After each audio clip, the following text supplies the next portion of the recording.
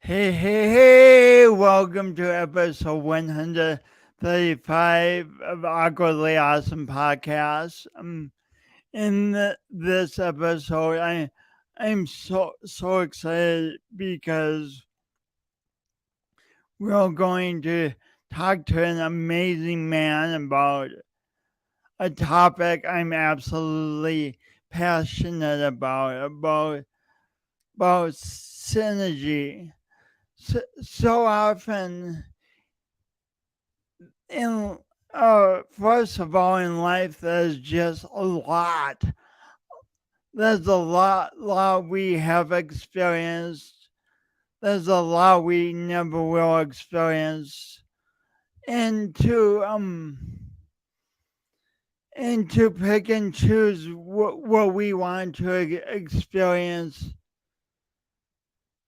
is a huge mission in and of itself, but then not only pick and choose what we want to experience, but figure out how it all works together, and then figure out how to be of service to others with what we choose and how we integrate it. It's a lot. There's no getting around it. It's a lot. So my guest today has a powerful full story, which will shed light on this topic. And I'm excited for our conversation and be back. Today's guest, Pete Hazing, PhD. Let me tell you a little bit about Pete Hazing. Pete Hazing is a research administrator who serves as an associate vice president for research and economic development at Dakota State University. He's also a faculty affiliate of DSU's College of Arts and Sciences, and also serves on the Ethics and Humanities faculty section at the University of South Dakota Sanford School of Medicine as Director of Medical Humanities. Please help me welcome Pete Hazing. Thanks so much. Happy to be here. Hey, welcome. Happy you're here and excited to have this conversation. Yeah, thank you for having me. Before we get to all your titles and how you memorize them, um, th- it would take me a while even to memorize all that. but let's start back when you were a kid. If I had asked you when you were 7 years old, maybe I did do this, probably not. What you wanted to be when you grew up, what would you have said? I think if you'd asked me when I was 7, I'd probably have told you that I wanted to be a drummer, a Superman, any number of crazy things, but I would almost certainly have said drummer.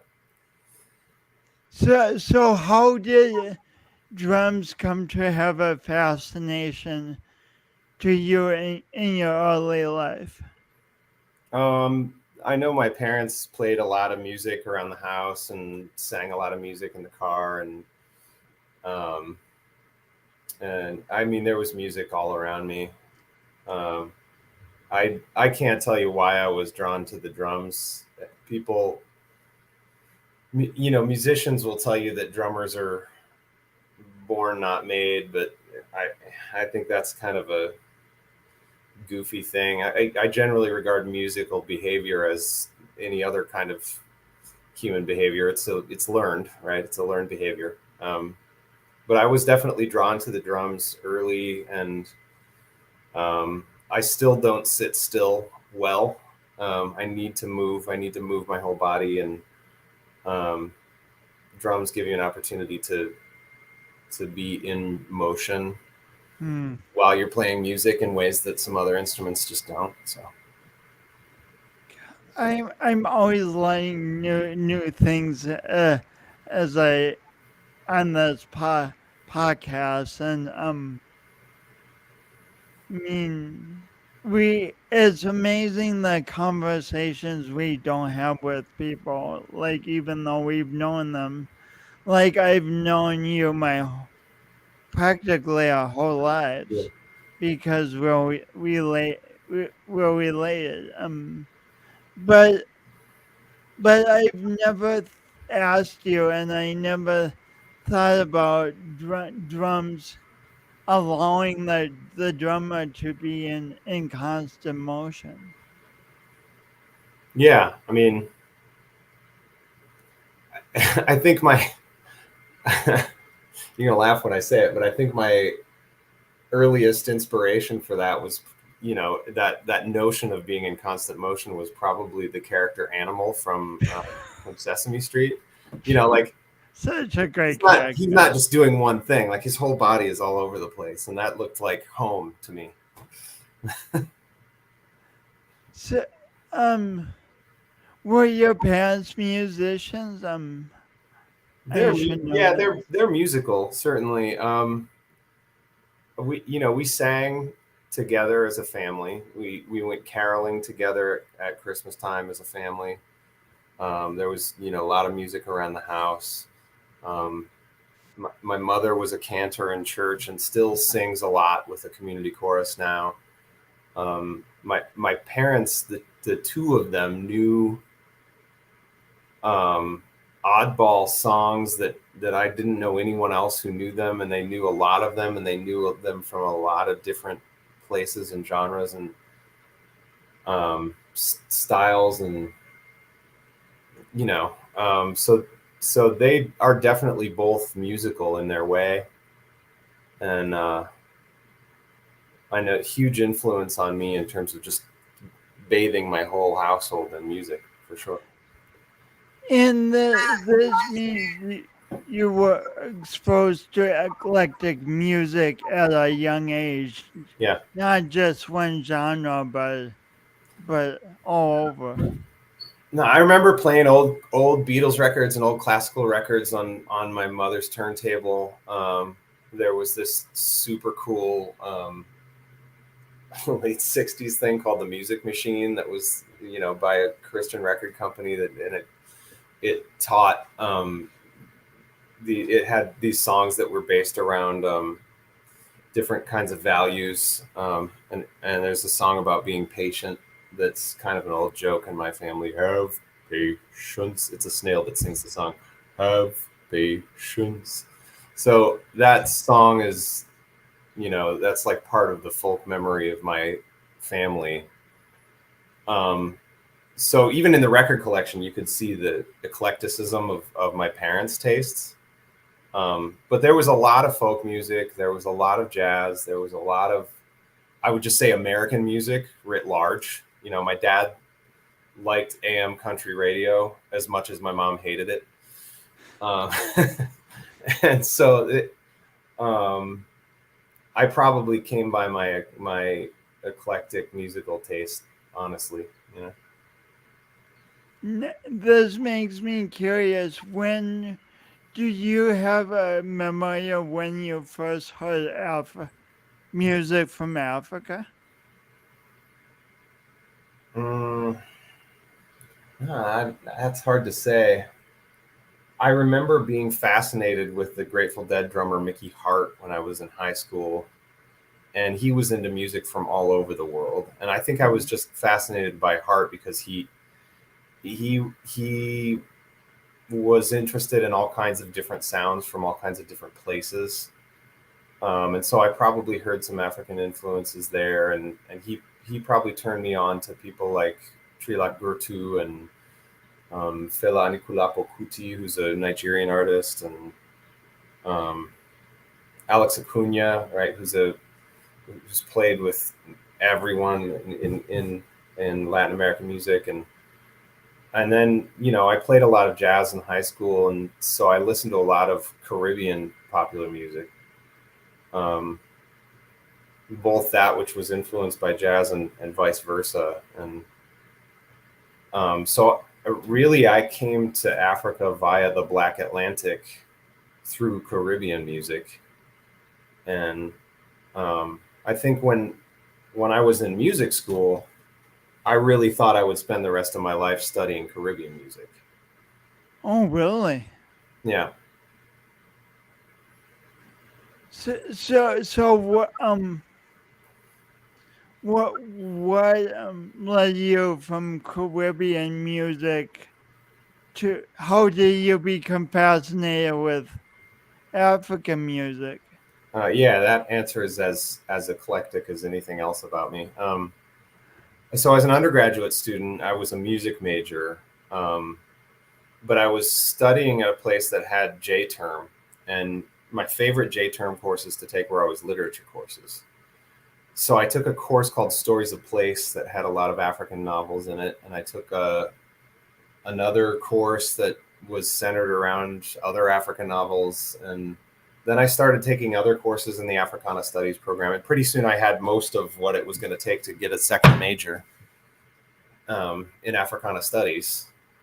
And so when I went to look for graduate programs, um, I was kind of interested in two things. One was I wanted strong African and Caribbean things because I didn't know what I was going to write a master's thesis on at that point.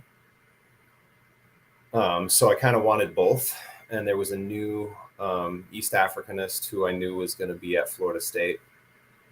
And then the other was that I wanted to go to a program that cared about students in the musicology program performing as part of their experience, as part of their research. Um, and I didn't know at that time how deeply committed I would be to that as an ethnographic method, as a way to relate to people, but it turned out that desire and what I wanted from a graduate program was prescient, because there's a lot of literature in ethnomusicology that says that's one of the best ways to learn from culture bearer communities is to play music with them and to learn how they teach their children, how they learn. So I only ever applied to two programs, and I ended up at the one where I thought the mix of opportunities to play Caribbean music and opportunities to play African music were the best. And the first year I was there, I played in a salsa ensemble, and we played a lot of merengue, bachata, salsa, cha-cha-cha. You played in what kind of ensemble? A Caribbean salsa ensemble that played Caribbean popular music. And then the second year I was there, this guy showed up from Uganda by the name of Damascus Kafumbe, and he came into the same master's program that I was in. And as a student? As a student, yeah. And he started, he took over the directorship of the African Music Ensemble, which was a common thing for graduate students to do. When, for foreign students to come and take one of those directorships over, as their assistantship, right, is a common way that Florida State was doing that at the time. And so I met Damascus, and the first day he was part of our program, and the first time I heard that guy play, I just kind of fell head over heels in love with Ugandan music. He was playing an instrument called entongoli. It's a bowl lyre, and it was so different from any other African music I had ever heard. and it was so rhythmically exciting, and the timbre of the instrument was really buzzy and cool, and I kind of decided right then and there, I want to learn from this guy. I want to learn everything I can from this guy. So I joined his ensemble, and I pretty much spent the next several years trying to learn everything I could from him, and figure out how I could learn his mother tongue, Luganda. And we became great friends, and we're still close. I still stay in touch with him. He's the chair of the Department of Music at Middlebury College now in Vermont. Well, Yeah. so to join the ensemble, do you have to learn an entirely new instrument? Yeah, we become novices in those ensembles sometimes, and other times people come in with experience, but it's always a mix.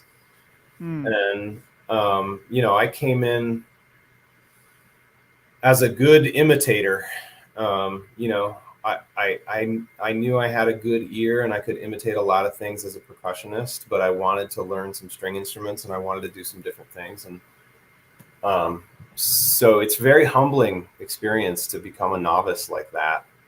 And it's an experience that I enjoy very much. And,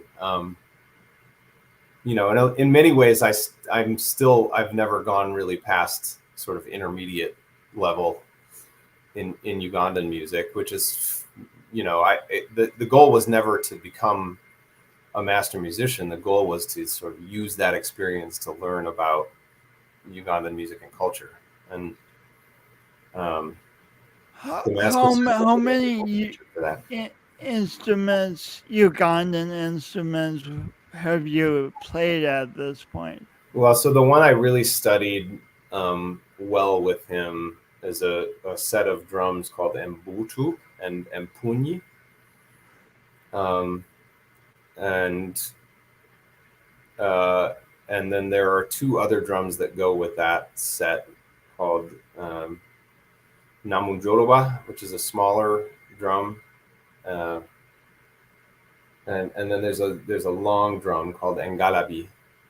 And he taught me how to play those four drums, and we had great fun playing together. Because you really need one or two other strong players if you're going to teach those drums to other folks. And so as soon as he got me sort of up to enough speed that I could help him create a context where other people could play, that was very useful, I think, for us both. And then I worked with him on Entongoli, which is that bowl lyre I mentioned from the eastern region called Busoga in Uganda. And of the three string instruments I have, there's that one, and there's a harp called Adungu, which is from the northern region. And then there's a single string fiddle called Endingidi, which is one of my very favorite Luganda words. Endingidi. Endingidi. It's just too fun to say. Endingidi. And he taught people in the ensemble all three of those instruments, but he also just sort of encourages people to gravitate toward the ones that interest them the most. And the lyre was rhythmically complex in ways that intrigued me as a lifelong drummer.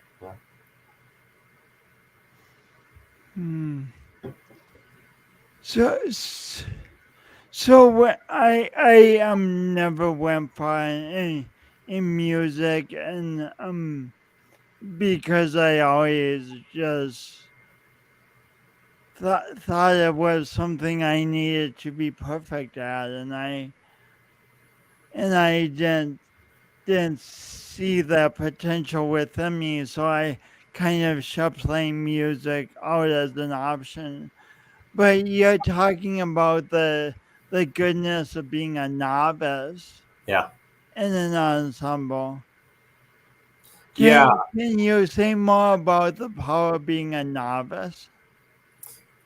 Yeah, actually, I wrote a short article in the Society for Ethnomusicology newsletter, and the title of it is on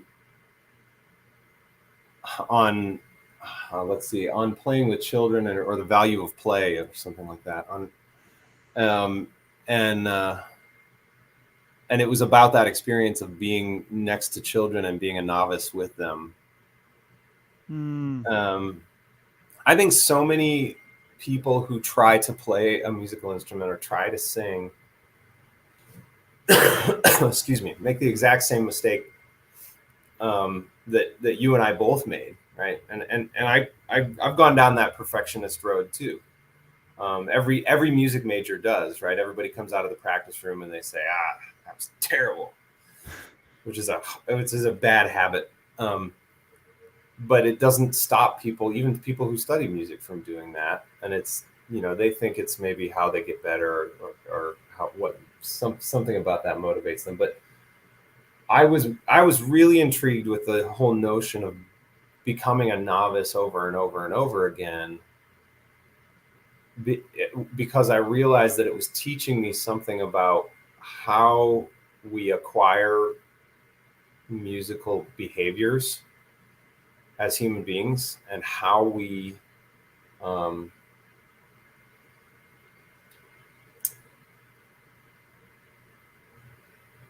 how that learning process makes us human. What it can teach us about so many other domains, right? So in other parts of my life, right, when I was working on the quality of my work, people would say things like, well, don't sacrifice something really good in pursuit of something perfect. That's it right there. I mean, that says it all about what it means to train as a musician. But if you're going to try to be savvy sort of across multiple domains, that's messy. It's not perfect. It's not neat and clean. It's complicated, and it's messy, and it's just exactly like human beings are. But that's where the really awesome stuff is. And if you're willing to embrace that messiness and become a novice over and over and over again, then you can really get something about what human intelligence means, what it means to acquire new information.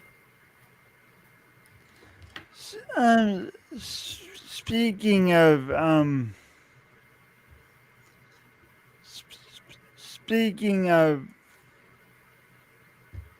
difficult processes and being willing to engage in something that takes a lot of time, I forgot to mention your book and what I wrote and what I read. And this ties into maybe you got some of your patience to write this book from that song you heard as a kid. But so how did you?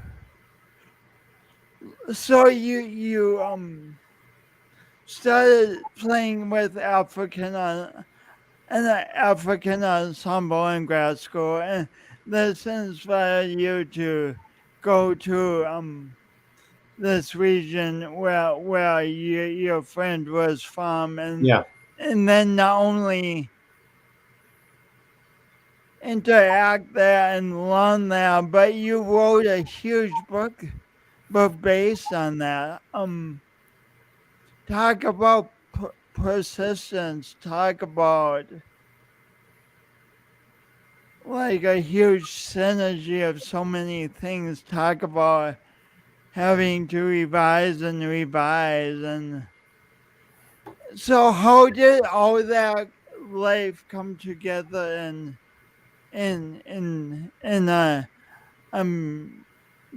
great book published, not self-published, but published by the University of Illinois Press? Yeah. I mean, the persistence piece, again, I would go back to early formative experiences. There were things that my parents did that made me a really persistent person, and then there were things just about who I am that are really stubborn. Um, and that's, that's in my family for a long time. My dad will tell you that his dad and his dad's dad were plenty stubborn in their way. Um, and I, and there's other stubborn people elsewhere in my family too. But there were other things that made me really competitive and persistent. I was on swim team when I was a kid, and I underestimated how competitive swimming and music both made me. Um, I was involved in a lot of music competitions as a high school student, and I didn't really sort of have any self-awareness about my competitive streak until I was a graduate student. And then I realized, I'm looking around a small cohort and realized that I was sort of like sizing up my peers as if competition, and in one sense they kind of are, in that you're competing in the same job market, but when you're in the same program, those are really your colleagues, and they still are. They still are my colleagues. So that persistence and competitiveness, I mean, I think that was just sort of practiced by a lot of things. Practiced in music, practiced in swimming, practiced in being the fourth of five children. Sibling rivalry type competitiveness. So when it came to working on a book project for, gosh, when I think about it, I really started that early seeds of that project in 2006. And even before that, I wrote a master's thesis on similar material. So it's a project that spanned almost 15 years, and the research for it had me back and forth to Uganda for almost 10 of those 15 years. And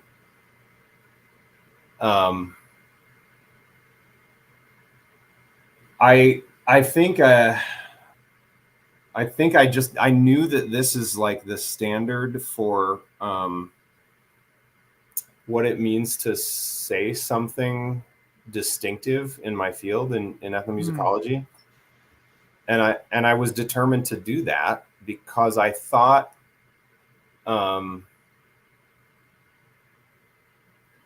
I thought the people who were so generous to allow me to be a novice in their tradition in the first place, about whose music most of the world knows nothing, right? I really, a lot of those folks, when I would ask them if I could use their name in my research, uniformly would say, "Oh yeah, definitely. I want you to write down my name, and I'll be excited to see it in print." And for traditional healers whose practices depend a lot on their communities and on positive word of mouth kinds of things, reputation is everything.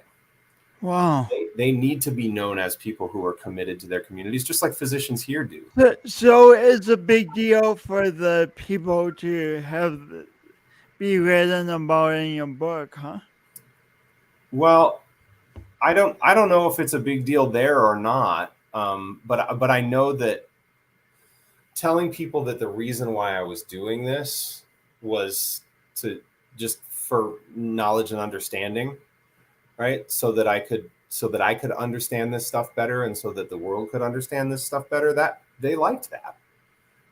In fact, it's baked into one of the prayers that people say in ritual healing routinely, right? Okumanya no kutegera. They pray for knowledge and understanding. And so after I had heard so many songs and prayers and seen various kinds of interventions for different healing purposes, I repurposed those same words, and informed consent is always a process, and part of that process was a process of education for me about how to talk to people in ways that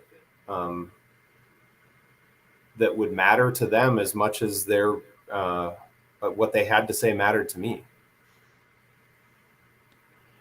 Did you become fluent in that language, or did you speak through a translator? So there are two ethno-linguistic groups that I worked with, the Baganda and the Basoga, and they speak languages that correspond with those names. So they speak Luganda, the Baganda speak Luganda, and the Basoga speak Lusoga. And those two languages are mutually intelligible. They share about 80% of the same vocabulary. I got to comprehensive fluency in Luganda. Most Lusoga speakers, even when I try to speak Lusoga, would tell me that I sound like a Muganda. Like I sound like somebody who speaks Luganda trying to speak Lusoga. Or they would tell me that I was speaking Lusoga inside out or something. Because the pronunciation and the tonal inflection and all that is different in Lusoga, and I never got there with that. So I'm definitely still a novice in Lusoga. But yeah, at one time I was every day, all day, speaking Luganda, dreaming in Luganda, singing in Luganda. You think you even dreamt in that language? I'm quite sure I did. My wife would tell me that I was sleep talking when I would come home. Wow. Wow. So your book is about how African music intersects with ritual and intersects with healing. Yep. Um, can you say more about how that all intersects and forms a synergy that nourishes the community? Yeah. So musical sound is present at nearly every stage in the diagnostic and therapeutic trajectory. So from the time a person comes with an affliction to a traditional healer initially and has never met that person before, all the way through, sort of whatever process of palliation or therapy they have to they end up committing to. And every patient process, I think, is a commitment to one's own health. You have to decide to accept that this is what I'm going to do, or reject it and try something else, or reject it and just decide, okay, this is the new reality I'm living with, right? So healing is not just something we go to the hospital and we get healed by someone else. No, any physician, even here in the States, will tell you that it takes the participation of a patient in order to make medicine happen, right? It takes, so we have terms in medicine like we will say a patient is non-compliant, right? Meaning they don't take their medication, or they refuse to let you put the syringe in their arm, or they, well, actually that's a bad example, right? Because that needs that if they refuse that and you do it anyway, then you're doing informed consent badly. Very But badly. there are a lot of ways a patient can be non-compliant. There are probably better ways to talk about that kind of compliance. But however you sort of package it, any healer of any kind will tell you they're not magicians, right? They have to have the participation of the patient. You have to cooperate. You have to play along, so to speak.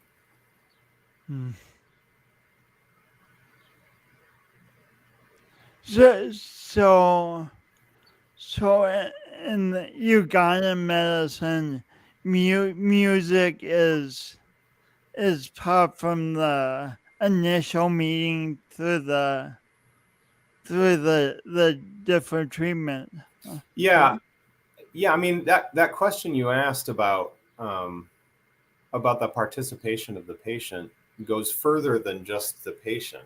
Um, I think in Uganda and in several other places in East Africa and Central Africa too, music is one way that healing goes beyond physician and patient. Right? It's one way that healing becomes social. Um, in other contexts, I've said it's one way that music socializes healing, but I I hesitate on that term socializes in the States because it could be misunderstood as something like socialized medicine. That's not what I'm saying at all.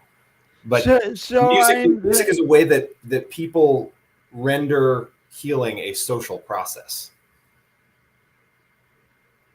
So like we have rock concerts in the United States, and it's big social events. Mm-hmm. Obviously, you're saying, how is healing social in Uganda? So when in a number of ways, one way is that what a person contributes to a community is important to more than just that person. So that person's well-being is directly related to that contribution, and that contribution is important to other people. And so those other people have a vested interest in that person being as well as possible. That's one way. Mm. Another way is that in Ugandan traditional life, there is no bodily affliction that doesn't also have some underlying spiritual cause. Mm. And so that spiritual part is also social, because the structures of spiritual life in Uganda tend to mirror the structures of social life in Uganda, right? So there's a whole pantheon of spirits, and they are related to each other like fathers and sons and brothers and sisters, just the same way that humans are. And they're wrapped up in the creation narrative, just the same way that deities and other traditions are. And our relationships with them help people make sense of the world, just as our relationships to our spiritual entities in any other tradition do. So it becomes impossible to sort of separate that triangulation of music and spiritual life and well-being. Talk about a synergy. Yeah, absolutely. That synergy is where people live every day. And it was an anthropologist on my dissertation committee who pointed out to me that we should not artificially separate ritual life from the rest of social life, because things that people do ritually fit into their social life in all kinds of ways. So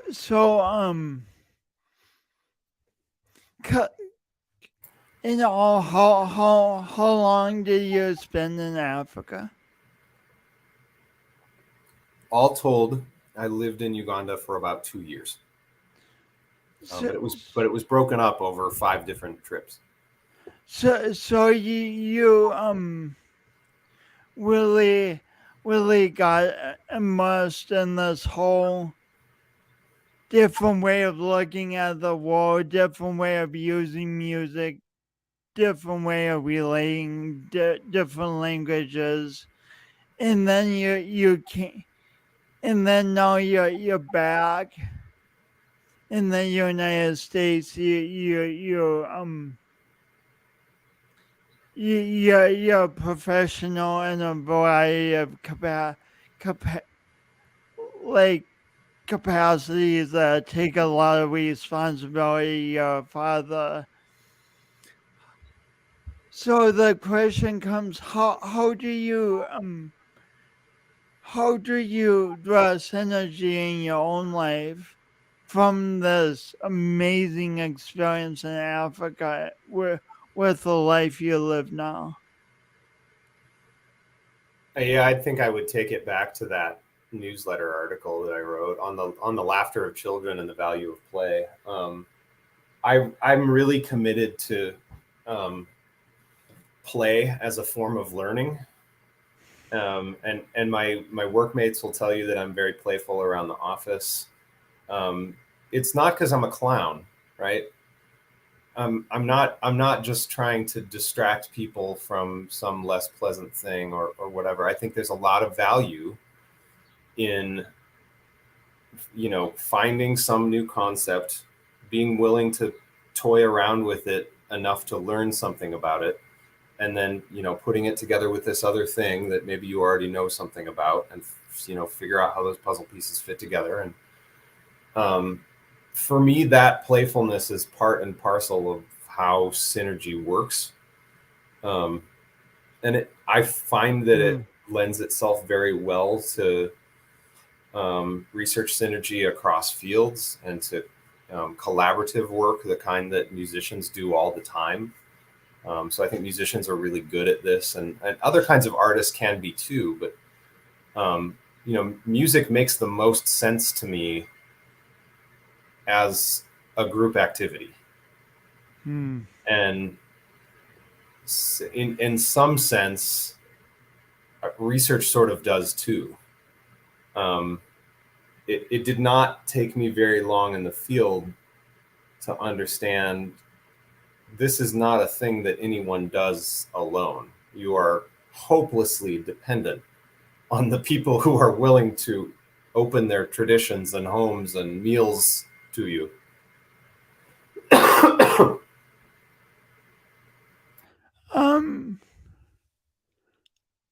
Will you please give one example of the way you enjoy playing in the office?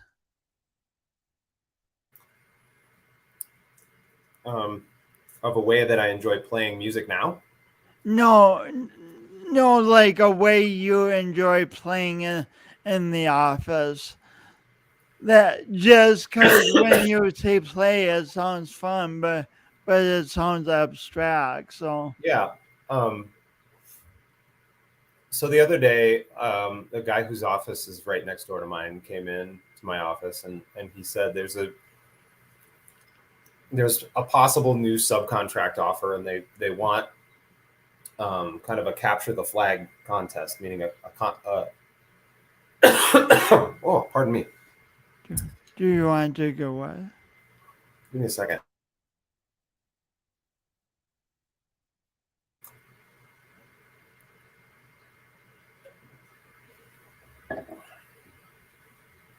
A kind of competition that tech folks engage in quite a lot. And it was a workforce development play, and we still haven't seen how this is going to shake out.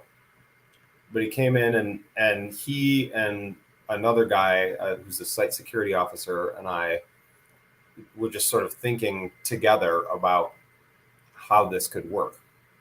And I threw out the concept of, okay, how about finding people where they're already competing, like in esports.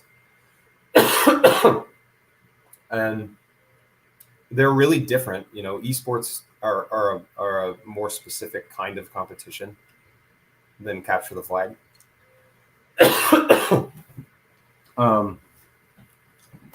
And then somebody else threw out a different idea, and the guy who asked me about it in the first place threw a different idea, and we just sort of played around with this for 20 or 25 minutes, and pretty soon somebody else walked in, and they had gotten an email from somebody else that the first guy had asked about this. And the email asked about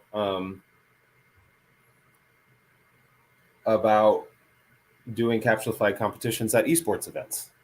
So we sort of, there's this like cyclical thing happening that kind of made everyone laugh because it was like, oh yeah, I guess we talked about that. It's amazing. And when things are unstructured and we don't know what they are yet, and we're still just trying to see how they fit together, keeping things playful can be a way to make sure that that ideas can fail without heavy consequences. Ideas can fail without heavy consequences. Yeah, we have to be able to, things have to be able to hit the cutting room floor, right? You know this as a writer. You have to come up with something and be willing to let it fail on the page 4 or 5 or 60 or 70 or 100 times to get the one thing that you're trying to get. And in the meantime, you're doing what? You're playing. So people want to draw a big line between the arts and the sciences. It's not that different. The scientific method is play, right? You are experimenting with things, you're trying things, and when they fail, you're moving on to the next thing. And it's systematic, but at its best, it's fun. I hear you, and as a creative, I realize I play a lot by that definition. Yeah. Play all the time. I think about professions like being a police officer and firefighter, a doctor, where the consequences of getting something wrong could be devastating. I wonder how people in those professions can play and yet do the job to the most of their ability. Yeah. I always really admire it when they can. And one of the things I love about the medicine humanities survey we teach is, we talk about this. We talk about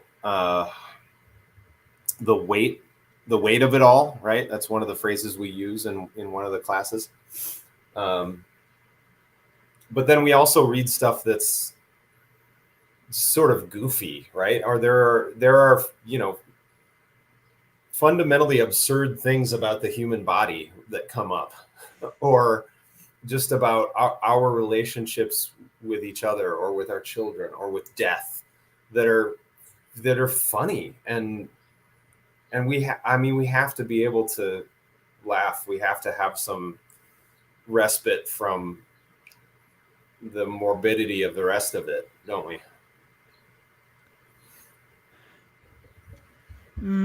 Yeah, I like that.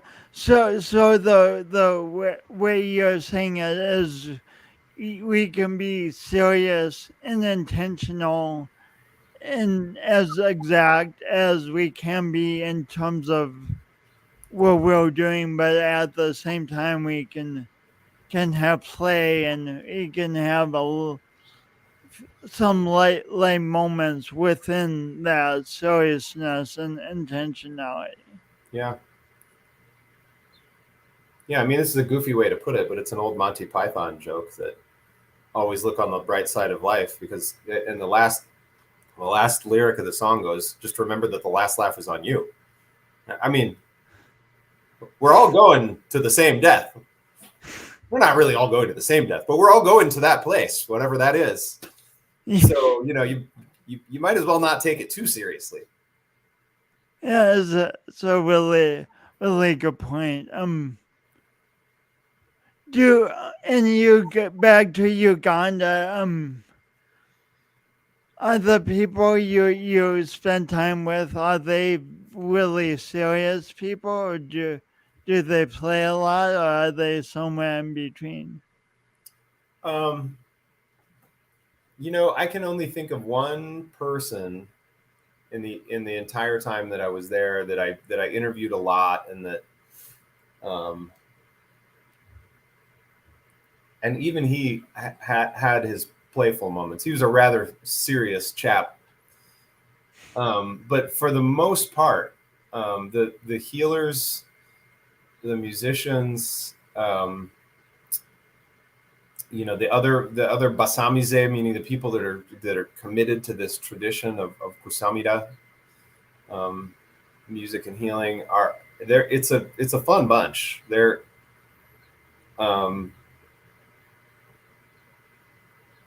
They understand affliction on a deep and visceral level, and they understand morbidity on a deep and visceral level.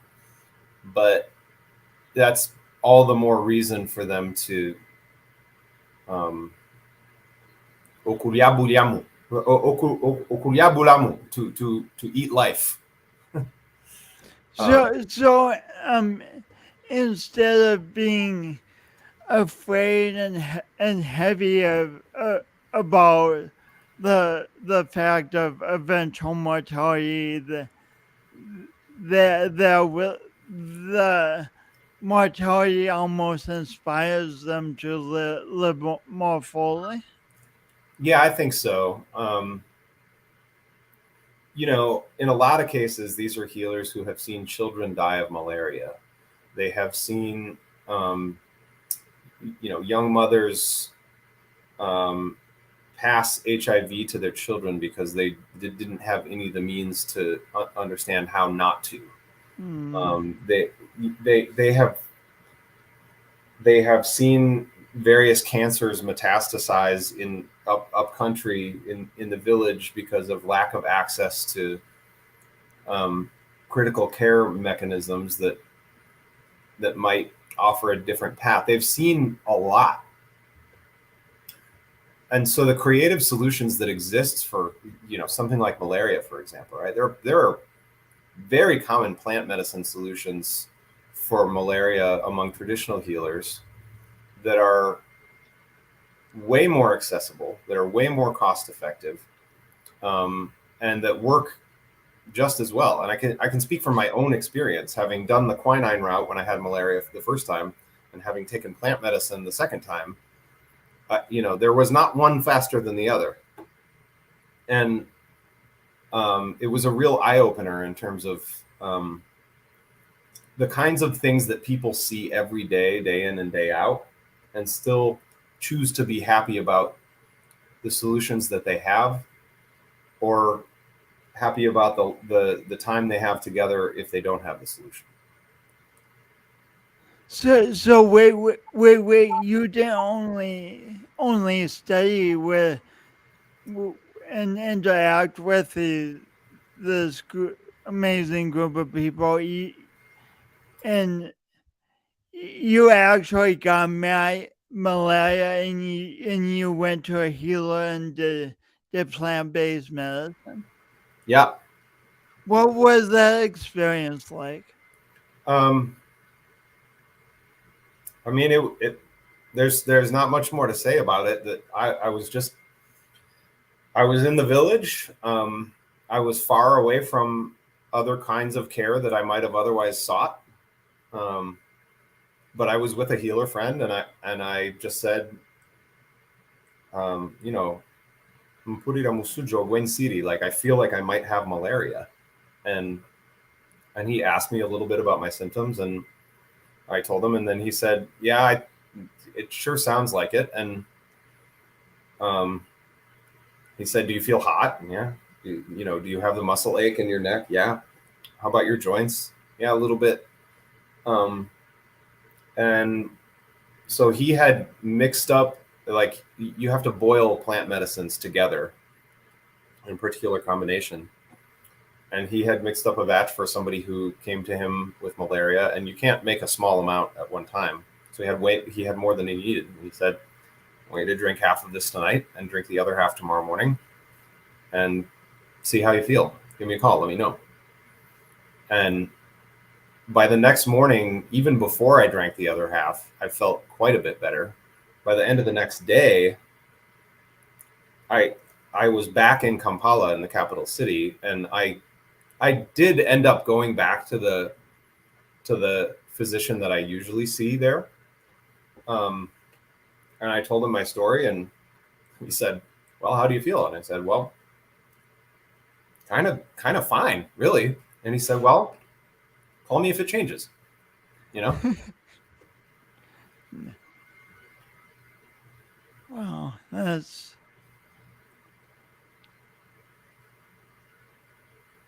so that's such a cool story. Um,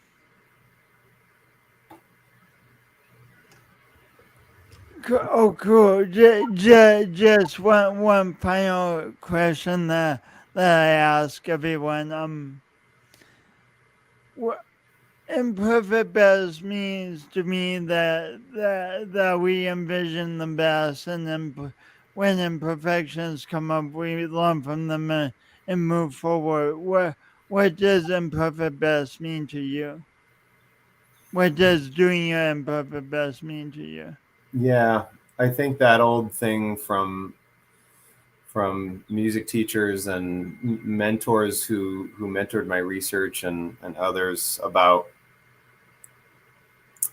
you know, don't sacrifice something really good trying to do something perfect, Hmm. because you're not going to get to perfect anyway.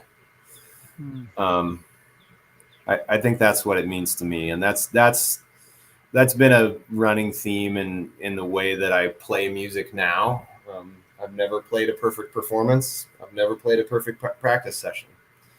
Um, but I've darn sure played some rewarding ones, you know, and I sure wouldn't want to trade that for something that was better aligned with some idea of perfection.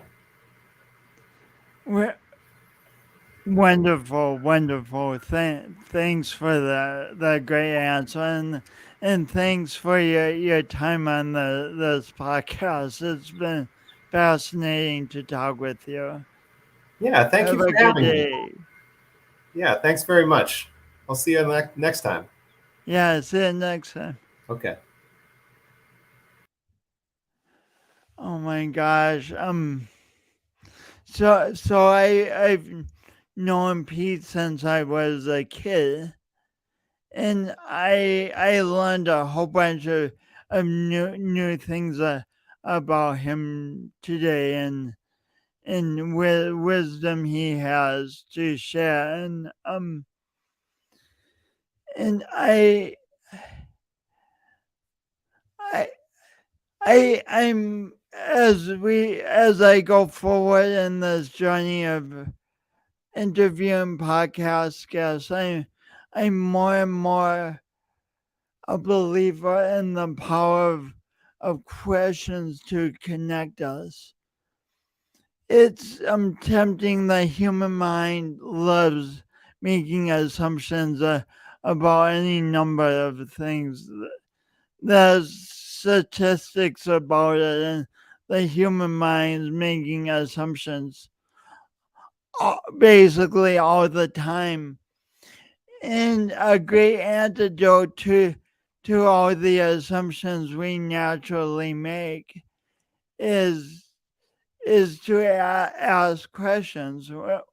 When we realize we're assuming something about someone, instead of letting that be the way it is in our heads, why not make an assumption and oh why not ask a question and see if that assumption is accurate, or if there's a whole nother story. And this can be an ongoing process, and with people we know, just asking more and more questions, and with new people, how exciting, we know nothing about them. There's a world of questions to ask. Life is so great, especially if we let ourselves be curious and explore new things, explore new people, explore the lives of people we've known forever. Thanks for tuning in, whether you're watching live or watching on replay. And next week, James Robillard with me talking about leading imperfectly. You're not going to want to miss this one. It's another great one. So thanks for tuning in. As always, if you have any questions, put them in the comments. Message me. Get a hold of me somehow. Until next week, have a great one.